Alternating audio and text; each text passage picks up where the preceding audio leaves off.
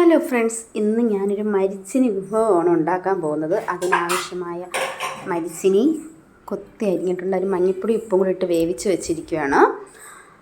പിന്നെ സവാള, ടൊമാറ്റോ, പിന്നെ കുറച്ച് വെളുത്തുള്ളി, പിന്നെ കടുക്. ഞാൻ ചൂടായ ചട്ടിയിലിട്ട് കുറച്ച് എണ്ണ ഒഴിച്ചിട്ട് കടുകിട്ടു. പിന്നെ അതിൽ 1-2 കറിവേപ്പില ഇട്ടു. പിന്നെ സവാള ഇട്ട് നന്നായിട്ട് വഴറ്റി. പിന്നെ ഇച്ചിരി മഞ്ഞൾപ്പൊടി ഇട്ട് വഴറ്റി. അതിലോട്ട് 1 സ്പൂൺ മുളക് പൊടി, മഞ്ഞൾപ്പൊടി, മല്ലിപ്പൊടി, കുറച്ച് ഗരം മസാലയും കൂടി ഇട്ട് നന്നായിട്ട് ഞാൻ മിക്സ് ചെയ്തിങ്ങനെ വെച്ചിരിക്കുകയാണ്. അതിലോട്ട് അരിഞ്ഞ് വെച്ച തക്കാളി, 1 തക്കാളി ഇട്ടു.